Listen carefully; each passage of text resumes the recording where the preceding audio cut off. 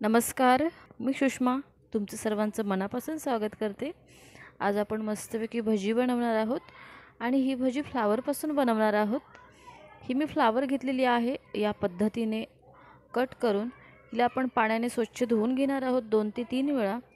गॅसवरती मी पाणी गरम करायला ठेवून दिलेलं आहे आणि आपण आता ही फ्लावर धुवून झाल्यानंतर त्या पाण्यामध्ये ॲड करणार आहोत।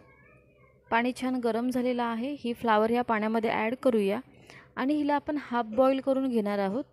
याच्यामध्ये मीठ ॲड करणार आहोत। ही सुद्धा रेसिपी छोटीशी आहे आणि पटकन बनणारी आहे आणि महत्त्वाची म्हणजे फारच टेस्टी अशी भजी बनते या फ्लावरची। घरी एकदा नक्की ट्राय करून बघा। फ्लावर बॉईल करत असताना तिला पळीने किंवा कोणत्याही चम्मचने मिक्स करत राहा, म्हणजे ती सर्व बाजूने छान व्यवस्थित बॉईल होईल। मिक्स करताना ती हलक्या हाताने मिक्स करायची आहे, नाहीतर तिचे तुकडे होतील। फ्लावर आपण छान बॉईल करून घेतलेली आहे आणि तिच्यामधला जो पाणी होता तो काढून घेतलेला आहे। आपण आता ॲड करणार आहोत ओवा, कस्तुरी मेथी, बारीक चिरलेली कोथिंबीर आणि तीळ। फ्लावर पण छान थंड झालेली आहे। थंड झाल्यानंतरच हे सर्व पदार्थ मिक्स करायचे आहेत। 2 चम्मच बेसन घेतलेला आहे। 1 चम्मच आपण ॲड करणार आहोत तांदळाचा पीठ। वरून लाल काश्मीरी तिखट ॲड करणार आहोत। तिखट तुम्हाला जेवढं आवडत असेल त्यानुसार तुम्ही करू शकता। तुम्ही हिरवी मिरची सुद्धा ह्याच्यामध्ये कट करून घेऊ शकता किंवा पेस्ट बनवून। हळदी पावडर, धणे पावडर आणि हा चवीनुसार मीठ ॲड केलेला आहे। मीठ आपण आधीसुद्धा ॲड केलेला होता, म्हणून त्याच्यामुळे मी कमी ॲड केलेला आहे। आणि हे सर्व पदार्थ छान मिक्स करून घ्यायचे आहेत हलक्या हलक्या हाताने। आधी ड्राय असतानाच व्यवस्थित आपण छान मिक्स करून घेतलेले आहेत आणि आता आपण थोडं थोडं पाणी करून ॲड करणार आहोत ह्याच्यामध्ये। पाणी फार जास्त ॲड करायचं नाही आहे।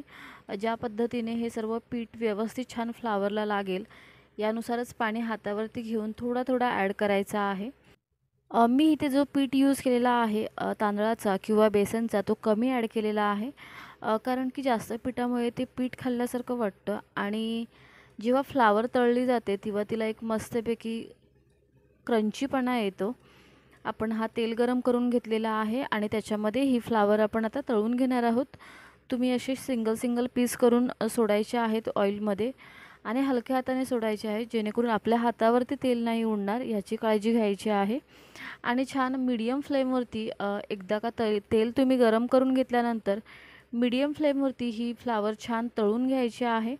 तुम्ही बघू शकता फारच असा अप्रतिम कलर येतो आणि फ्लावर पण एवढी टेस्टी बनते।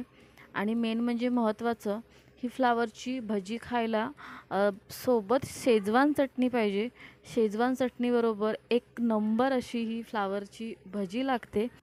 मुलं जर घरी फ्लावरची भाजी खायला नाटकं करत असतील तर तुम्ही या पद्धतीने त्यांना ही फ्लावरची भजी बनवून खायला देऊ शकता आणि नक्कीच हा पदार्थ त्यांना फार आवडेल, कारण खूपच अप्रतिम अशी ही रेसिपी बनते आणि लागतेसुद्धा टेस्टी। तर अशा पद्धतीने आपण हे सर्व फ्लावर तळून घेणार आहोत आणि सोबत शेजवान चटणीबरोबर सर्व करणार आहोत। तर आजची ही तुम्हाला फ्लावर भजीची रेसिपी कशी वाटली मला कमेंट करून नक्की सांगा। व्हिडिओला लाईक करा, जास्तीत जास्त शेअर करा। तुम्ही जर यूट्यूब चॅनल पेजवरती नवीन असाल आणि चॅनलला सबस्क्राईब केलं नसेल तर चॅनलला नक्की सबस्क्राईब करा। चॅनलला जेव्हा सबस्क्राईब करता तेव्हा बाजूचा बेल आयकॉन प्रेस करा, म्हणजे माझ्या नवीन व्हिडिओचे नोटिफिकेशन तुमच्यापर्यंत लवकर पोहोचतील। पुन्हा भेटू एक नवीन रेसिपी घेऊन। धन्यवाद।